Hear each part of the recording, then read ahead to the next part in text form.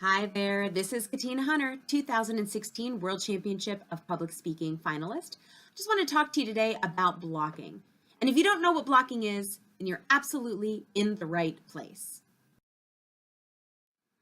Now, for the most part, everyone's process when they prepare a speech is pretty much the same. You piece together a couple of ideas, you repeat it several times, and then you finally present it. You write it, you repeat it, you give it, done. And that's fine, and that is a great way to prepare for a really good speech. But what if you don't want to give a good speech? I mean, what if you want to give a flipping awesome speech? Well, and somewhere in there you missed the step. Somewhere in there you have to block it. Now, blocking is not a Toastmaster term. It's actually not even a speaking term. This is a term that I adopted from my theater days. Blocking refers to your positioning on the stage, where you stand and when you move. Now, before you X out of this presentation, hold on one second. I know you just thought, well, I don't have this problem. I use the stage quite well. Thank you very much.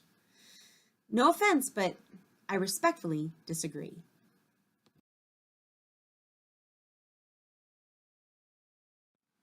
As Toastmasters, we often comment in our evaluations as to speakers' quote, use of the stage. And we say things like, you made really good use of the stage, or you need to use the stage more, or you favored one side of the stage more than the other.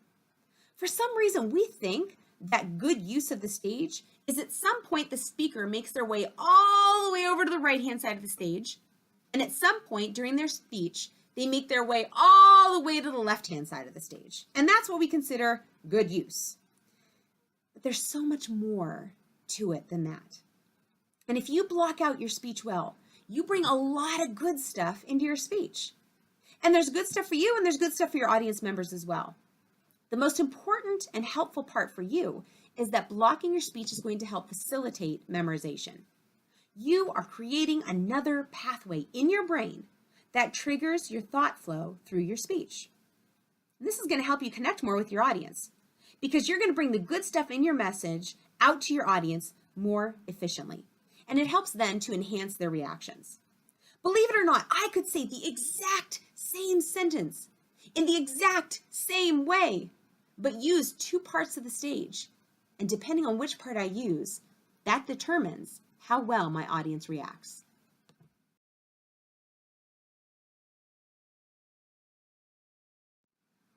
Okay, let's play a little game, shall we?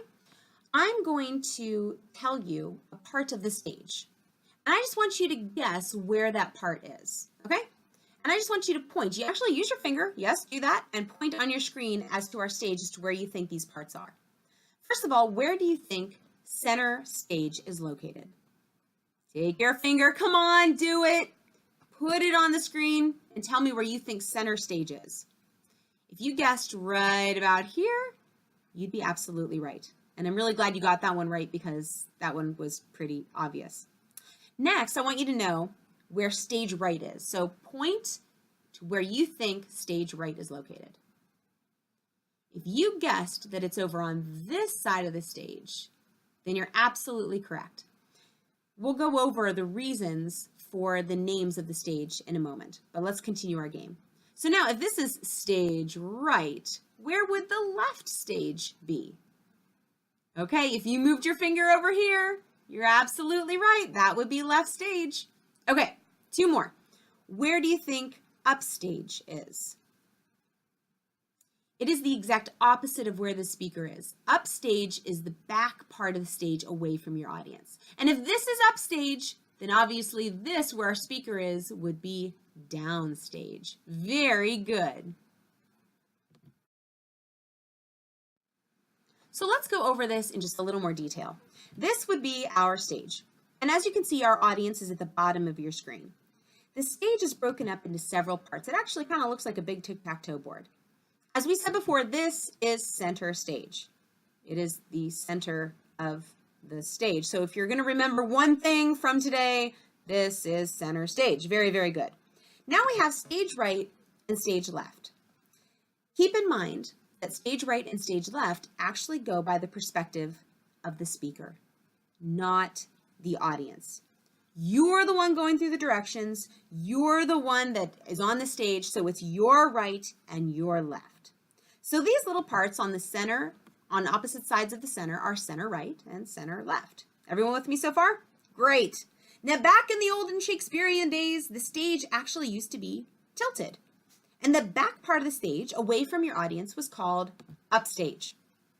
However, if you tripped on your stilettos, you would then fall downstage towards your audience, maybe even right into the first row. So we have our upstage away from the audience and our downstage close to your front row. And that's how we get up center and down center. So let's just fill in the blanks then. If we have kind of this cross section here in the middle of our stage, now we need to find up right. So again, up is away from the audience, and right hand side of the stage would be the perspective of the speaker. So this would be upright, which means up left would be way over there. And now we need down right and down left. And that's where these little guys are located. So we have 9 different parts of the stage, and with those directions, you'll be able to block out your speech. When we start our speech, where do we usually start? Right there at center stage, right? So the center of the stage, which is your green part, has a lot of great things going for it. First of all, it's centrally located. This is like prime real estate right there, baby. And I reserve the center stage for some very important parts of my speech. First of all, my introduction. That's where you start, and that's where you should stay for your introduction to your speech. And also, when you're wrapping up your speech, I try to make my way towards center stage again. So you're going to want to be at center stage for the beginning and ending of your speeches. If I have a super impactful sentence or a thought or a very moving part of my speech, I try to be center stage when I deliver that to the audience. Those parts are especially impactful right there. So as you begin your introduction, you may decide to stay put, or as I prefer to do, I like to walk down center towards my audience, and then I plant my feet for the rest of the introduction. Now let's talk about that for a second. Just as important as moving is planting your feet. You're actually going to be giving a speech one day, and my voice is going to tell you, plant your feet in your head, and you're going to listen, and you're going to do awesome. So unless you're purposefully moving from one part of the stage to the other, your feet should be absolutely still. No pacing, no wiggling, plant them. Now, after you give your introduction, you're going to want to make your way to one of the sides of the stage, either stage right or stage left. But $1,000,000 question, which side do you use first? It is my personal preference that I start by moving to stage right first. And why is that, you ask? Well, that is because the audience reads from left to right. So it's natural for them to see progression in that way. Stage right and stage left are really good spots for the bulk of your speech content, and using different parts of the stage for different points that you make in your speech, it's going to help the audience as well as you to remember those points more easily. So remember, in the center, you have your introduction, your conclusion, and any powerful sentences that you have. But reserve stage right and stage left for the bulk of your content. You have to find a natural part in your speech to make your move, though. And I call those natural parts traveling sentences. Dun, dun, dun, dun. Traveling sentences are really good lead-ins to our stories. For example, when I was a little girl, my dad used to bring me a Tootsie Roll home from work every day. That's a great beginning sentence to a story. So I'm going to let that sentence help me get into a position where I want to be on stage to deliver the rest of this content. It kind of sounds like you're walking with your friends, you're beginning a story, and it's very conversational. I looked for some good examples of traveling sentences, and this is what I found. When I was 17, like most of you here, I had things to do. Here is 1998. Pamela and I had just gotten married, and we lived in Petersburg, Virginia. Several years ago, when I wanted to transfer my pictures from my camera onto my computer. See how those sound? Those sound like the great beginnings of a good story, and that is a great opportunity to take advantage of moving on stage. The best part about traveling sentences, though, is that it is a big, fat clue to your audience that you're shifting gears. A speech obviously has different parts. So you may have, for example, 3 main points. And your transition sentences should be accompanied by transitions to a different area of the stage for each story. Okay, you ready for this? Let's take a look at one of my all-time favorite speeches. Jacques Elliott in his speech, Just So Lucky. Take a look at how he sets up his talk. I have 3 best friends. Here they are. The friends of my blood. The friends of my times. And the friends of my heart. I just absolutely love the way he sets up his speech. He tells the audience that he's going to talk about his 3 different types of friends. And as he does that in his introduction, he actually references 3 different parts of the stage. Absolutely brilliant. He sets up at stage right, then moves to center, and stage left as these 3 groups of people. So if you're looking to move to another part of your stage, when you start leading into a story, that is a great time to do it by finding a traveling sentence to help you get there. So now that you know what a traveling sentence sounds like, you're going to easily be able to hear them on your own, so you can reference them in your own speeches, and that's your signal, and that's the audience's signal that you're transitioning. You are traveling to another part of your speech content, so you should take that opportunity to move to a new part of the stage.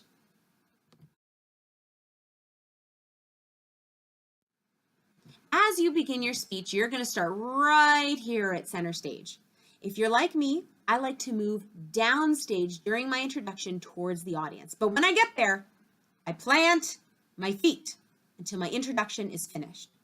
As I lead into the first part of my speech, chances are it begins with what sounds like a traveling sentence. For example, back in 1943, I was a childish lad with an impish grin. I use that sentence to make my way to stage right, or in other words, the audience's left-hand side, because again, the audience reads from left to right. Start at center stage, work my way downstage towards the audience, plant my feet for my introduction, move my way to stage right. When I get there, I'm going to plant my feet again as I work into the content of my speech. Now, obviously, I'm not going to stay there forever, right? But you have to have a good reason to move on the stage. I have to wait until just the right moment before moving towards stage left. I only have one of 3 reasons to move. 1, I have a good traveling sentence.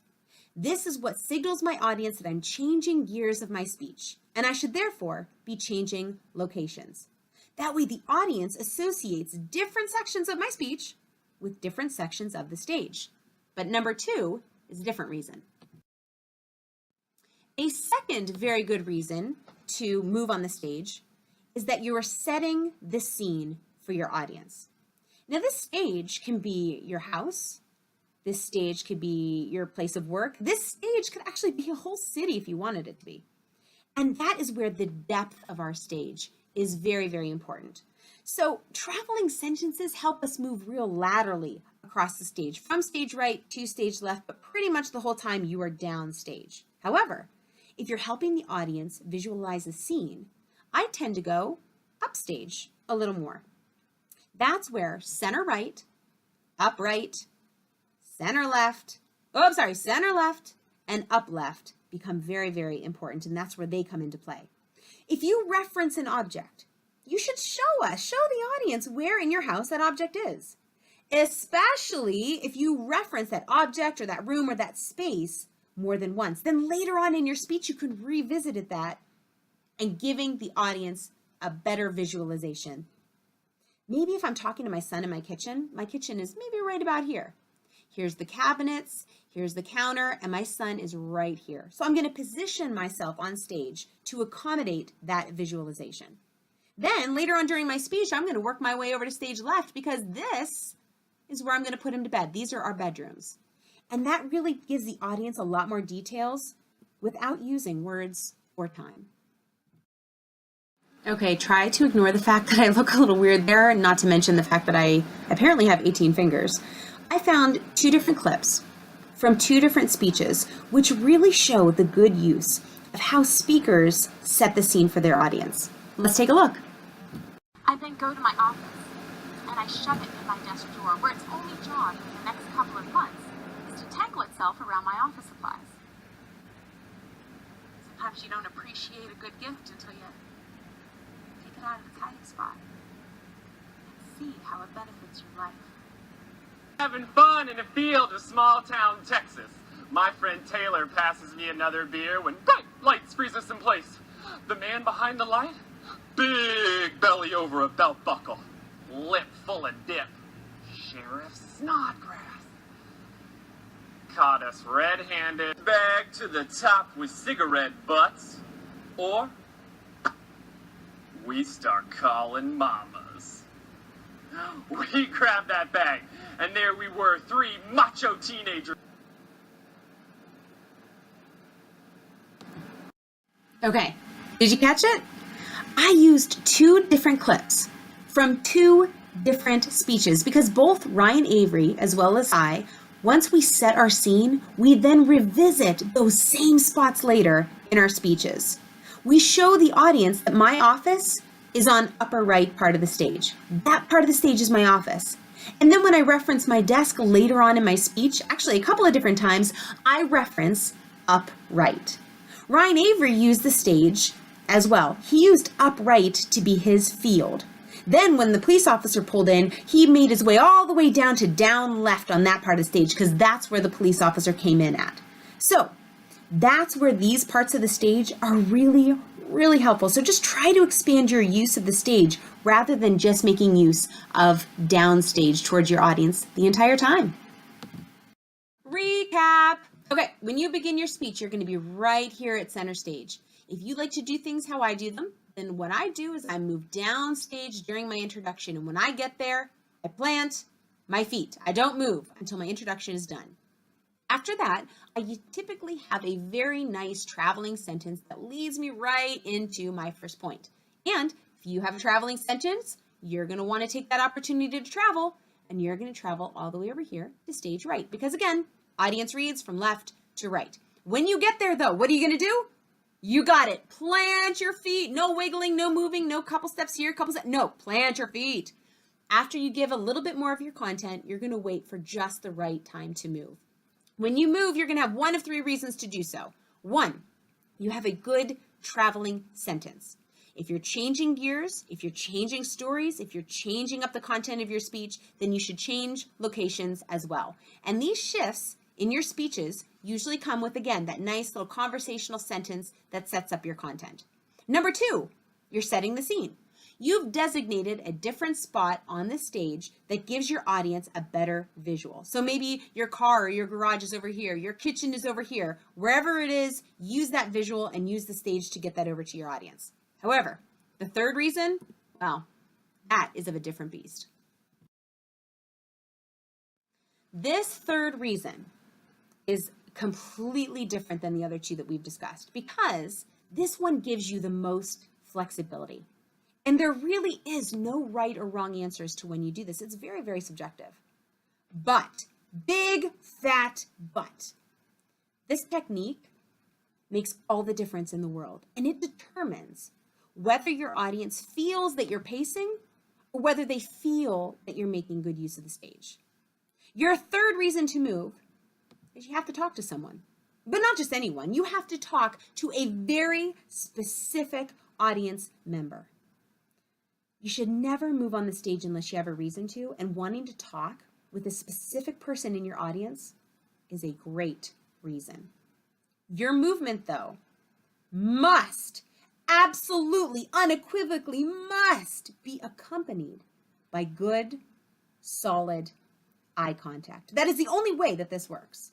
When you are walking towards someone while you're making very powerful eye contact, that is super, super powerful, not just to that person though, but to the entire audience, because the entire audience assimilates with that one audience member. But, big fat but again, you have to find balance. Like I said, this is very subjective. There's a lot of discrepancy on when you do this. And many of you are going to try to use this technique as an excuse to zip across the stage 17 times in 5 minutes. And you're thinking, it's okay as long as I make eye contact. That's a good enough reason. No. When you need to move, it should be accompanied by eye contact. That is your reason to your audience. You're not walking over to the left side of the stage because you're trying to make good use of the stage. You went all the way over there because you had a specific sentence for one specific person in that area. Eye contact is your excuse to move. Move, not move. I don't even know what that is. But don't abuse this reason. The rest of the time, what are you doing? You're planting your feet. You're staying put. I want you to pause this in a second. I'm going to give you some direction, pause this, and really, really practice this. I'm being serious. I want you to feel this. I want you to come up with 3 sentences of a speech. It can be a speech that you did, a speech that you're preparing, or just come up with 3 sentences right now. The very first sentence, I want you to stand in the middle of your room and deliver that sentence to your fake audience. And they are very attentive, by the way. They're a great audience. Deliver that sentence. The second sentence, I want you to pretend like you're locking eyes with somebody and walk towards a new part of the stage while you're saying that second sentence.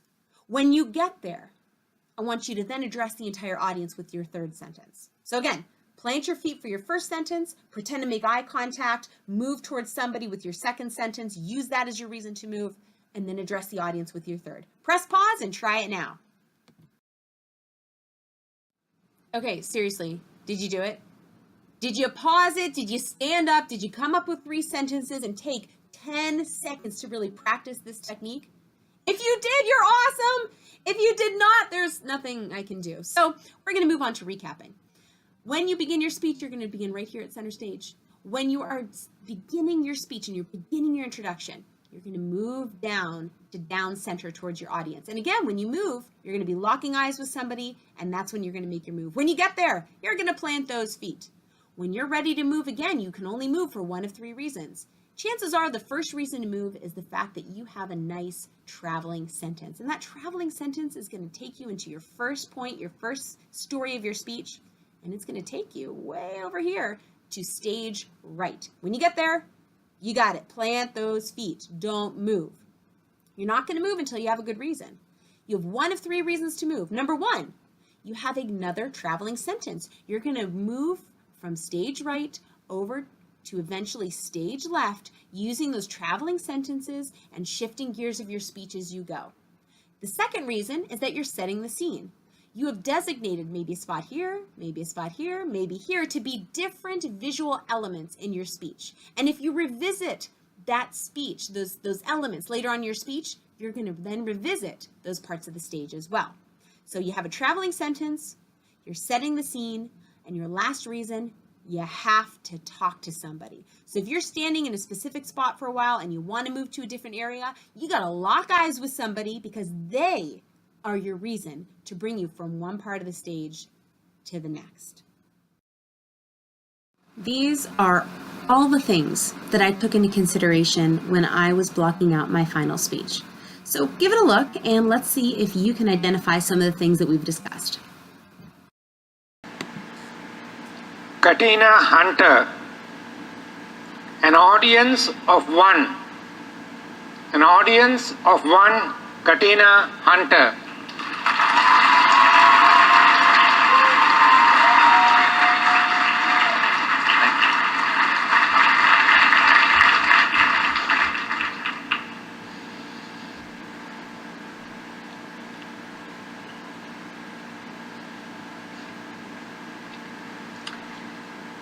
Fold laundry. Buy stamps. Feed dog. I can't write an extraordinary speech based on the ordinary life associated with this to-do list. So forget folding laundry, forget buying stamps, and forget feeding the... I'll still feed the dog. Mr. Contest Chair, fellow Toastmasters and guests, I need a new list. A new life filled with excitement and great story fodder. Because the greatest speeches are often spawned from people overcoming immense personal obstacles. have an exciting event that's happened in front of throngs of people. My most noteworthy moments have happened when I'm living my ordinary life and I have an audience of one. In my living room, I have a chess set that my parents brought me from Greece, and each piece is depicted by a different Greek mythological god or goddess. I have this set proudly displayed on a chess table that my grandmother refinished herself over 50 years ago. My older son knows not to go near the chess set. My younger son knows not to go near the chess set. My husband knows.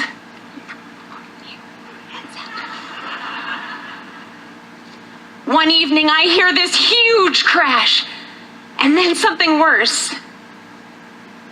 Silence. I come careening down the living room stairs to see my youngest son lying on the floor amongst a slew of decapitated Greek gods. Funny sentence, not such a funny scene. Honey, are you okay? Did you hit your head? Can you feel your toes? Tell me. I need to know what happened. It took a lot more prodding and begging on my part before he finally admits that he was trying to slide down the staircase banister, lost his balance about halfway down and plummeted directly into the porcelain laps of Zeus and Medusa. Although he's unharmed, he continues to sob, and he gets out, Mommy, I broke your chess set. In his little boy mind, he mistook my panic for anger. Not that I can blame the kid.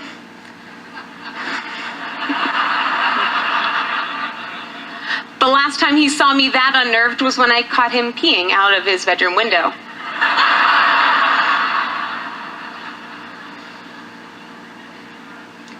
But I took his little face in my hands, and I looked at my brown-eyed boy and I said, "You made the right decision by telling me. And I could never be mad at you for doing the right thing." I pray that the next time he feels that he's in serious trouble, hopefully not for public urination, but maybe when he's 16 and he has his first mishap with his newly issued driver's license, or maybe when he's 21 and he's at a party with his friends and he's debating how to get home. I hope that he remembers that day and he knows that he can always come to me for those same words.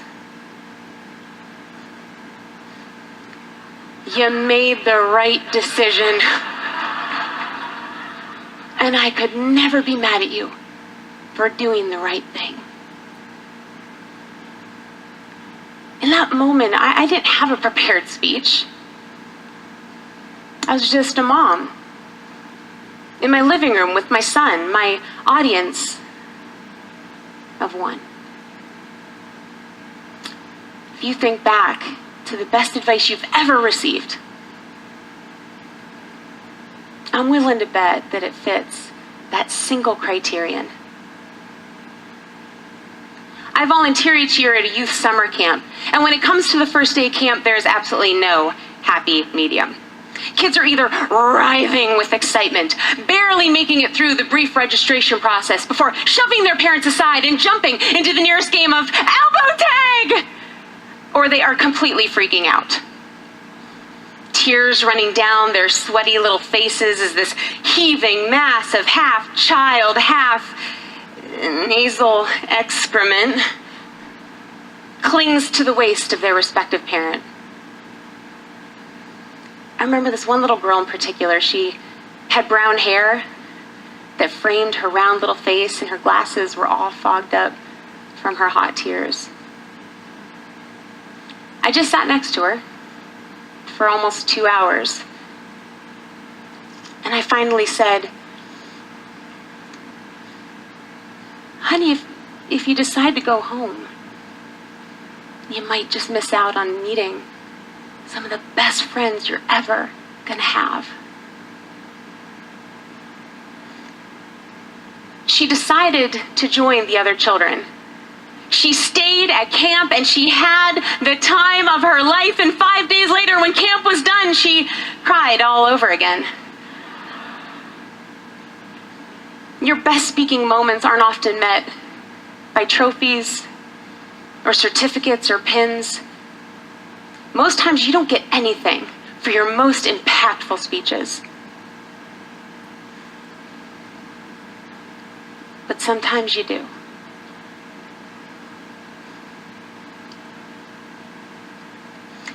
This essay was written by that same girl 4 years later. It's titled, "The Person Who's Changed My Life." And she concludes with, "If it wasn't for Katina helping me, that crying camper, I wouldn't be where I am today. I'm inspired to be like her one day and help others as she has helped me."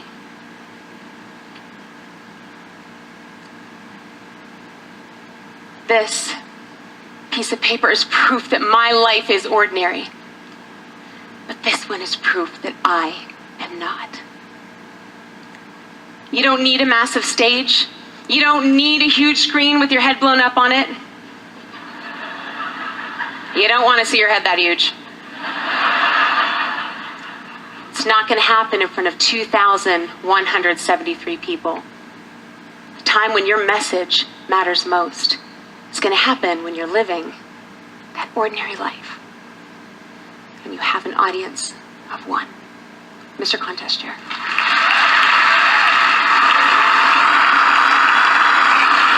Thank you.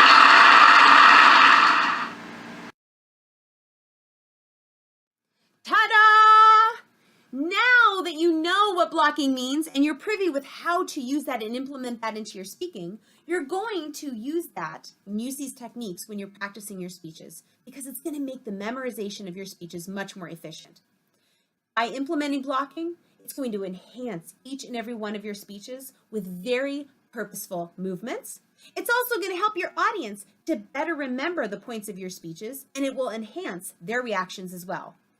Believe it or not, it's even going to help your evaluation skills, because now, instead of saying, "I think you need to use the stage more," now you're going to be able to confidently say something to the effect of, "I loved your story, but I thought it would have been more impactful if you would have used stage left for delivering that content." And a good time to transition to that part of the stage would be when you say, "Several years later, when I saw my college roommate again." See how that works? At any time, if you have any questions, whether it's about blocking or anything about your speeches, please reach out to me. I'm happy to help. And thank you so much for learning about blocking.